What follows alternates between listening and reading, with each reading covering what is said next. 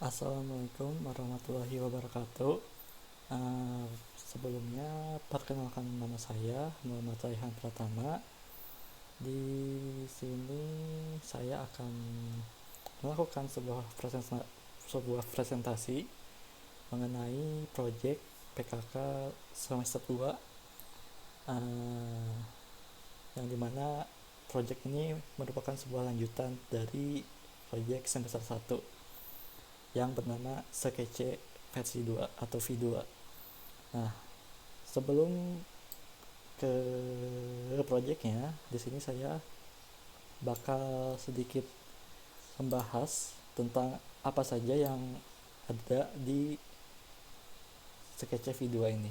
Nah, di versi 2 ini ada tiga fitur.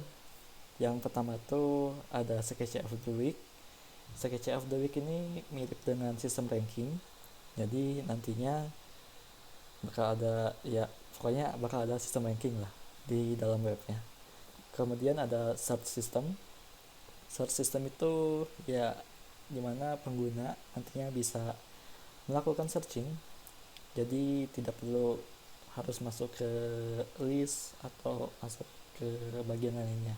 Jadi nanti kalau misalkan pengguna ingin mencari sesuatu ya tinggal ke search saja. Kemudian ini ada online payment. Nah, sebelumnya di versi yang pertama itu pembayaran itu dilakukan di luar website. Jadi pembayaran itu eh, tidak berkaitan dengan webnya langsung. Jadi kita sebagai pengguna itu langsung melakukan hubungan dengan si penjual, dan untuk pembayarannya itu eh, sesuai dengan ketentuan si penjual. Nah, untuk di versi kedua ini ada perbedaan yang cukup cukup besar, di mana pembayaran sekarang bisa dilakukan di web, dan tentu hal itu bakal menjadi lebih nyaman gitu ke penggunanya. Nah, mungkin kita langsung saja. Nah, untuk tampilannya sendiri ini sebenarnya belum ada perubahan tampilan yang cukup cukup berbeda dari yang versi pertama. Cuman di versi kedua ini untuk segi logo itu udah berubah, karena saya pikir kalau di versi 2 bakal akan lebih bagus lagi kalau si logonya diganti atau di rebranding. Nah, ini adalah tampilan awal sebelum kita masuk ke tampilan utama. Jadi ya bisa dibilang belum ada perbedaan yang cukup signifikan dari segi tampilan atau UI UX-nya. Semuanya masih sama. Cuman di sini ya perbedaannya paling dari segi warnanya. Nah, kalau yang di versi pertama itu warnanya lebih autentik dengan warna kuning. Nah, sekarang saya ganti si warna temanya menjadi lebih lebih apa ya? Lebih adem dengan warna hijau. Ya, warna hijau inilah. Nah, kita bakal langsung login. Nah, di sini saya akan coba untuk uh, membuat sebuah akun. Nah, dan di tampilan login ini, kalau pengen buat akun ya tinggal ke bagian bawah ini. Ini ada tombol register. Nah, kita coba memasukkan nama. Saya contoh namanya siapa? Andi.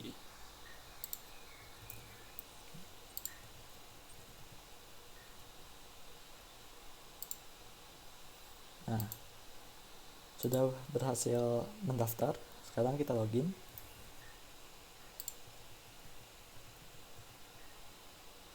Nah, dan ini adalah tampilan setelah login.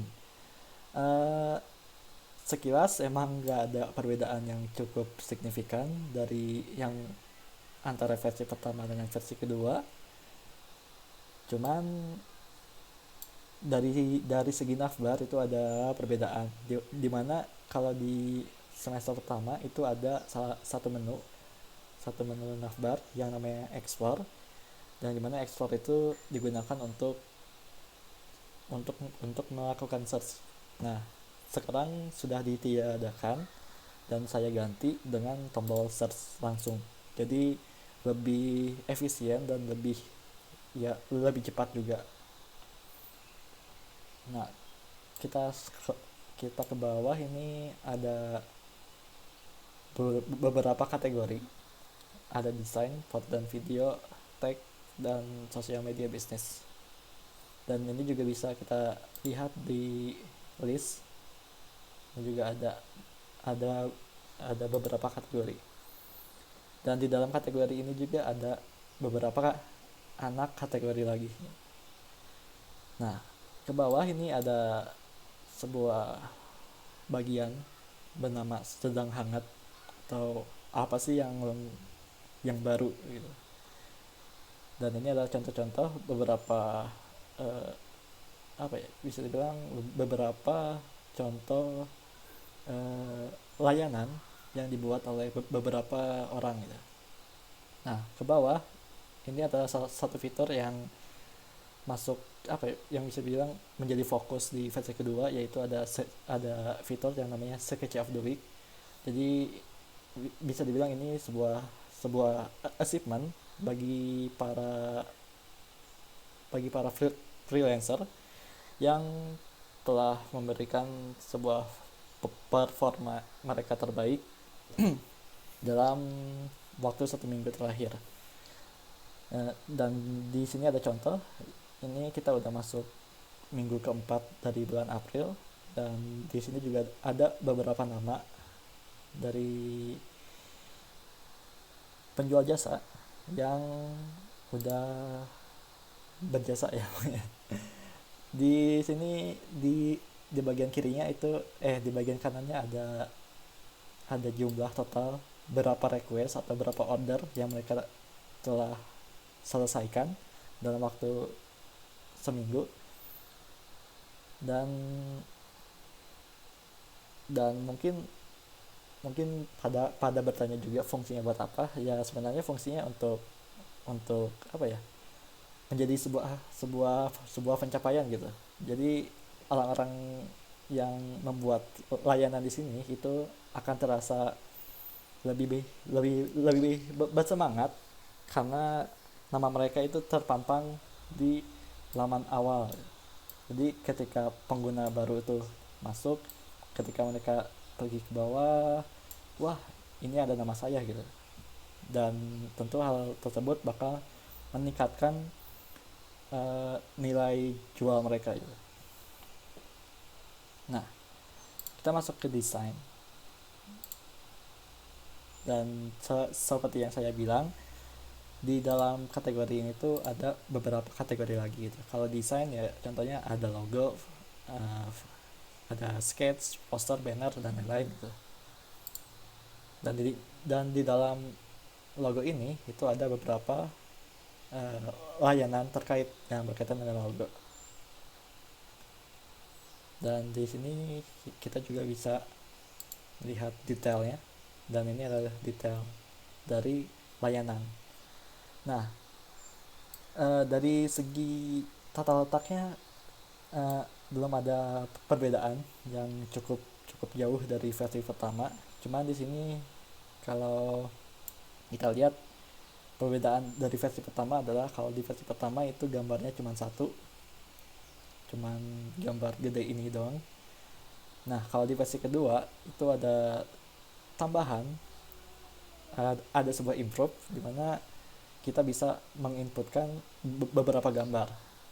Maksimalnya itu ada 3 gambar. Dan hal ini dilakukan karena ya pasti kalau cuma satu gambar rasanya kurang meyakinkan gitu. Nah, makanya di sini saya coba improve, dan akhirnya di sini kita bisa input banyak gambar lagi gitu, supaya memberikan banyak pilihan kepada pengguna. Nah, di bawahnya juga masih sama. Ini ada title-nya, ini ada harganya, ini ada tag, tanggal dibuatnya kapan, siapa yang membuatnya dan berapa kali dilihat, kemudian ada like, ada dislike. Nah, kemudian di sini ada deskripsi dari layanannya, dan di sini ada tombol order kalau kita ingin order. Di bawahnya ini ada keterangan atau deskripsi dari si pembuatnya. Kemudian di sini ada like, ada dislike, ada sharing juga. Nah, di bawahnya itu ada sebuah fitur komentar juga supaya lebih interaktif dengan si pembuatnya gitu atau dengan yang lainnya. Nah, ke bagian akun di sini ada dua fitur, ada be a freelancer, ada your order. Your order ini adalah sebuah page yang dimana kalau kita order itu kita bisa melihat status ordernya itu di bagian ini. Jadi kalau kita melakukan order suatu layanan, maka kita tinggal ke account, ke bagian your order, dan kita bisa melihat layanan yang kita order itu udah dibayar atau belum, atau lagi dikerjakan atau belum. Semuanya bisa dilihat di sini. Nah, kemudian di sini ada be a freelancer. Jadi contohnya kita pengen apa ya? Kita sebagai pengguna pengen coba juga untuk menjual sebuah layanan gitu. Nah, kita bisa mendaftarkan diri kita untuk menjadi seorang penjual jasa. Dan ini kita langsung aja ke be a freelancer. Nanti kita akan melakukan sebuah register ulang, dan setelah proses register itu selesai, maka kita akan terdaftar sebagai penjual layanan. Jadi bukan sebagai pengguna biasa lagi, tapi udah jadi sebuah pengguna yang bisa menjual. Nah, nanti kita akan praktekkan. Nah, di sini saya pengen bikin satu akun lagi, yang dimana nantinya kita akan membuat sebuah akun pengguna yang bisa menjual. Contohnya kita buat akun, contoh katakanlah Budi, atau jangan Budi lah, dan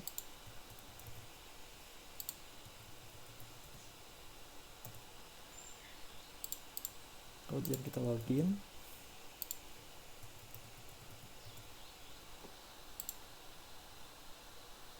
Nah, karena kita ingin menjadi seorang penjual, maka kita langsung ke be a freelancer. Nah, di bagian ini ada nama freelancer. Ini mendeskripsikan siapa nama kamu. Misalkan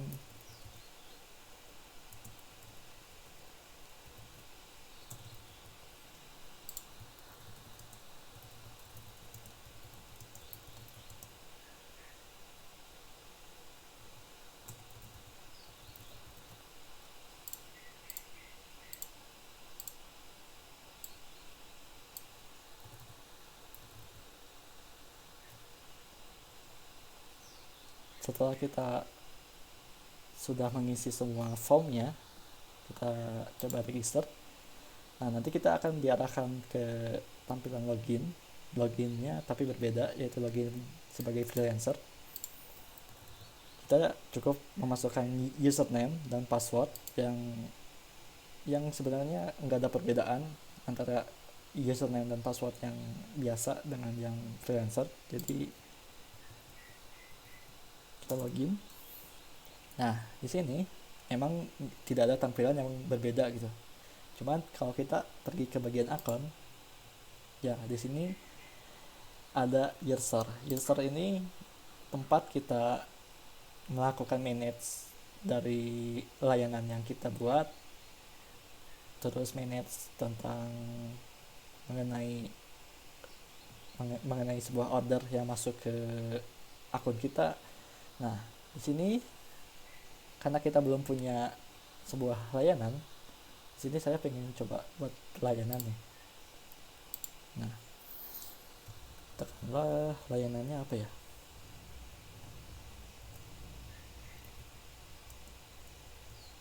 logo YouTube.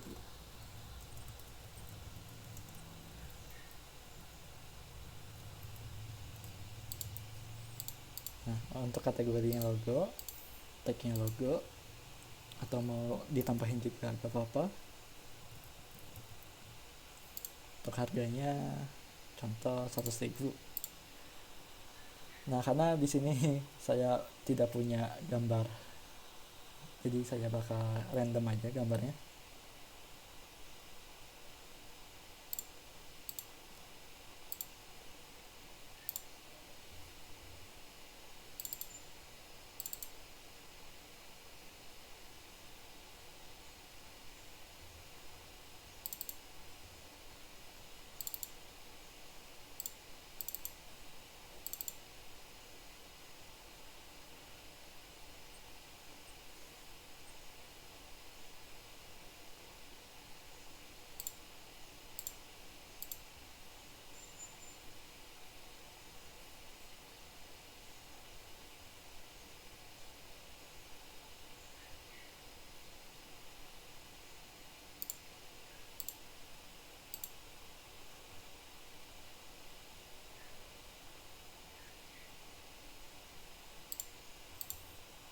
Nah, kemudian kita isi dari si deskripsi layanannya sendiri. Salah contoh,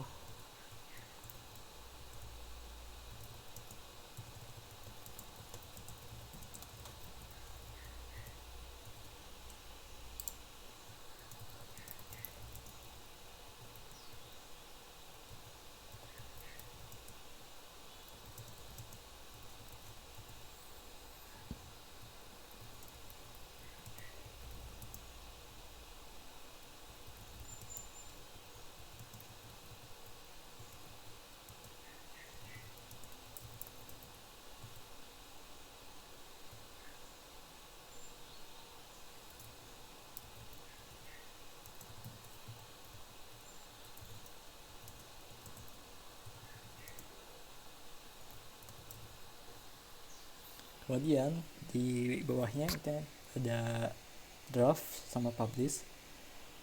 Kalau draft itu artinya kita menyimpan sementara, dan kalau draft sendiri itu tidak terekspos ke publik. Jadi kalau mau expose ke publik, jadi kita tinggal publish. Nah, di sini kita udah membuat sebuah layanan, dan kita juga sebenarnya bisa edit kalau ingin mencoba merubah gitu. Cuman saat ini kita tidak usah melakukan edit. Di tampilannya juga kita udah muncul dari layanan yang kita buat. Nah, saya akan coba masuk sebagai pengguna biasa.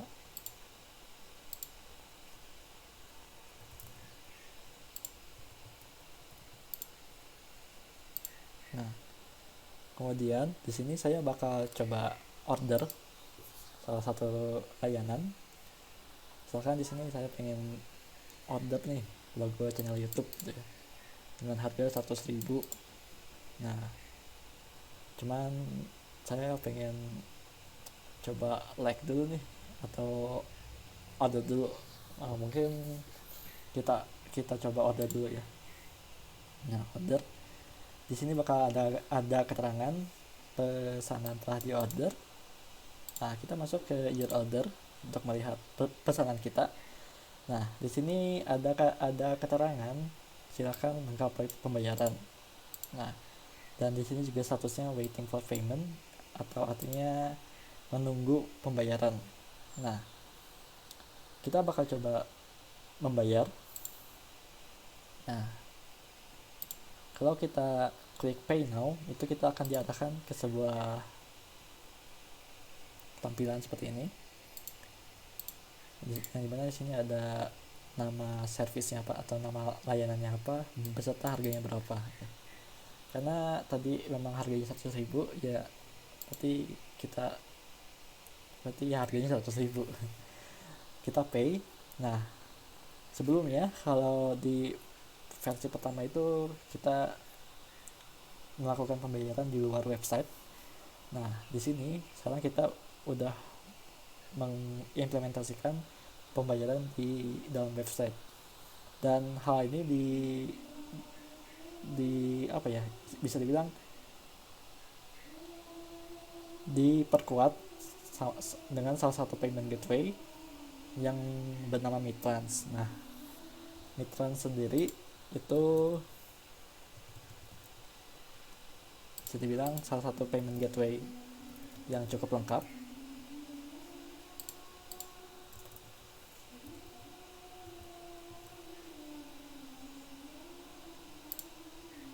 Nah, jadi saya di versi kedua ini saya memakai sebuah payment gateway yang bernama Midtrans. Nah, di Midtrans sendiri ini ada dua mode, ada mode production sama mode sandbox. Cuman untuk yang website saya sendiri ini masih memakai sandbox, artinya karena ini masih memakai sandbox, itu artinya tidak bisa diimplementasikan ke server production, karena sandbox ini bisa dibilang hanya untuk sebuah eksperimen, hanya sebuah untuk uji coba. Dan di dalam Midtrans sendiri ini ada banyak sekali opsi pembayaran, mulai dari bank atau mulai dari virtual bank, kemudian ada GoPay, ada Link Aja, ShopeePay, dan banyak lah pokoknya. Nah,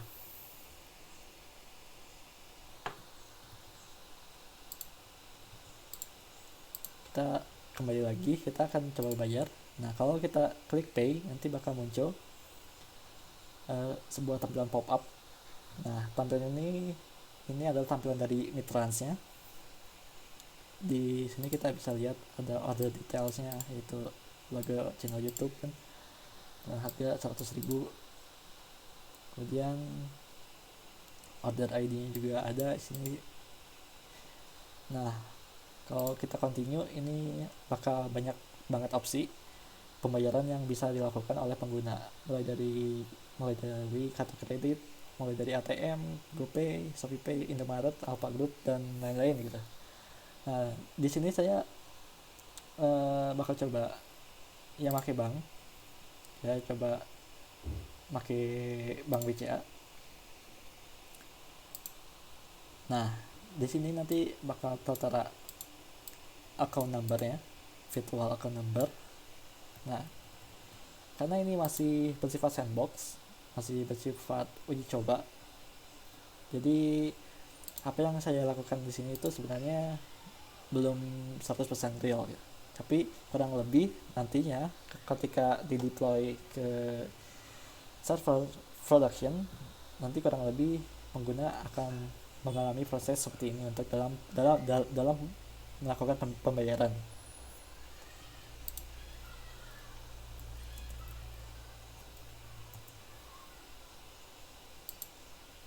Nah,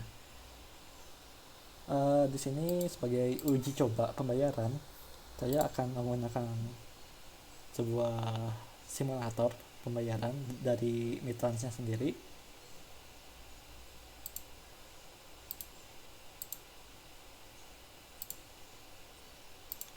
Nah, kita copy paste account number ini, kemudian kita paste ke simulator ini. Nah, nanti juga bakal ada berapa jumlah yang harus dibayar, karena tadi harganya 100.000 ya, berarti yang harus dibayar itu 100.000. Nah, di sini juga ada siapa yang membayar, yaitu si Andi sendiri. Kita payment sukses. setelah pembayaran dilakukan, kita akan kembali ke tampilan order kita. Ini agak lama. Nah, ini kita sudah berhasil melakukan order.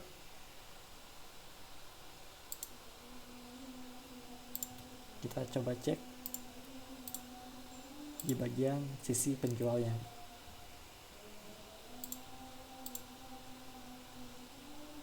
Nah, di sini juga ada sudah tertera statusnya in order.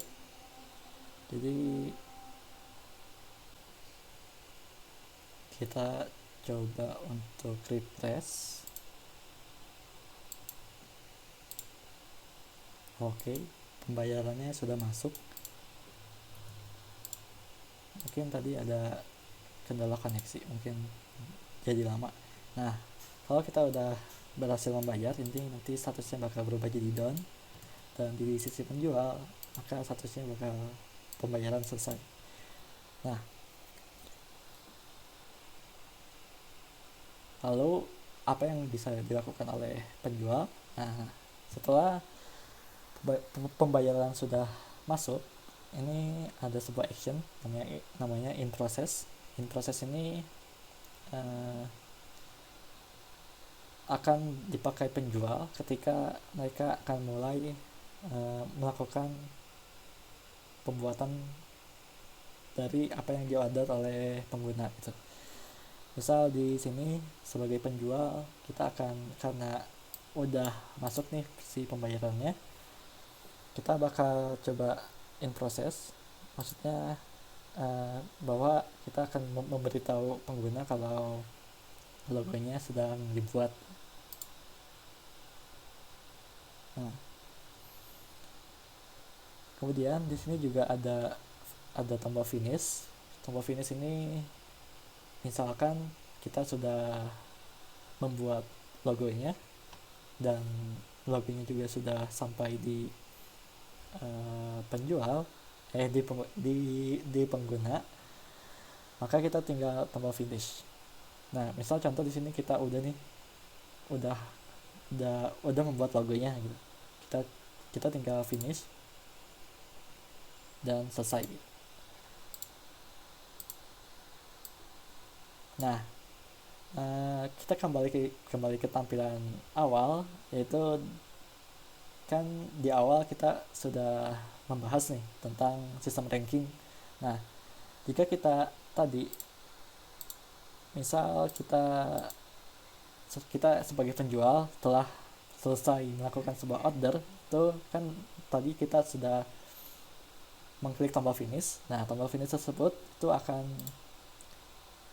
menambah satu poin atau satu angka di bagian ranking kita. Nah, dan ini di dan desain, karena kita login sebagai dan karena kita tadi telah menyelesaikan satu order, maka di sini bakal ada satu request per week, dan nama kita juga sudah masuk ke rankingnya gitu.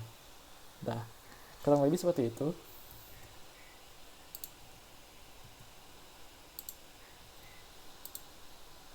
Dan mungkin bertanya juga apakah pembayaran tadi itu masuk atau enggak.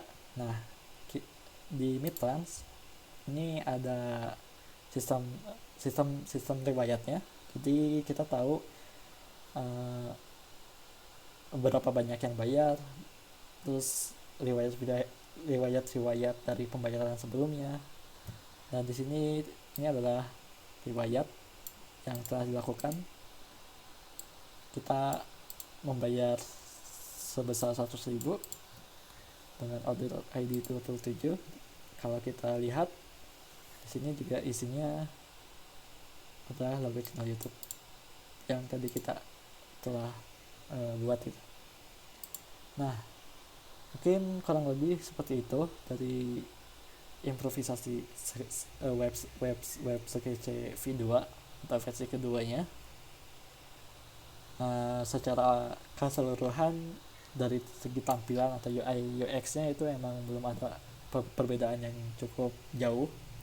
semuanya itu masih sama, cuman sini mungkin perbedaannya dari segi tema warna itu beda dengan yang versi pertama. Kalau yang di versi pertama itu lebih warna kuning, kalau di versi kedua itu saya ambil warna hijau supaya lebih adem. Kemudian oh ya lupa, ini fitur search ya, saya lupa mention tentang fitur search. Jadi kalau misalkan pengguna malas gitu ya, malas harus scroll atau harus masuk ke desain terus logo kayak gini, dan mungkin pengen langsung gitu. Nah contohnya saya pengen cari tadi tuh logo channel YouTube gitu. Kayak kita pakai keyword YouTube gitu,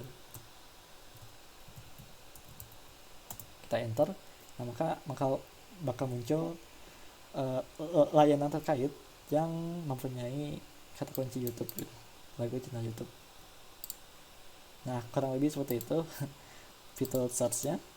Emang tidak ada yang spesial, tetapi dari fitur kecil ini itu mempermudah pengguna ya, dalam menjelajahi web.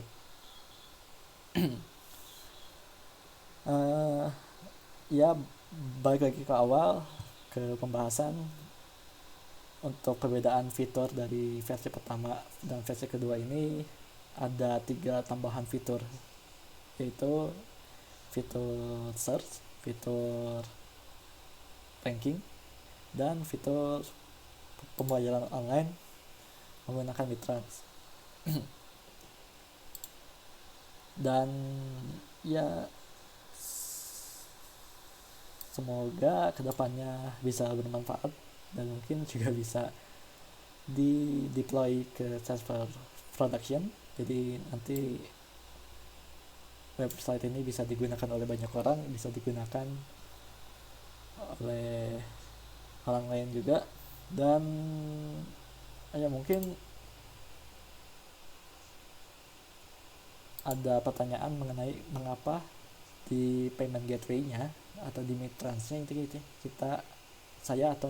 saya mau pakai sandbox.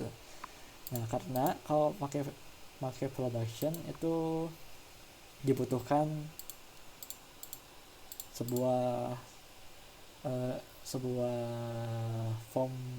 form registrasi, dan dimana di dalam form tersebut itu ada beberapa dokumen yang bisa dibilang level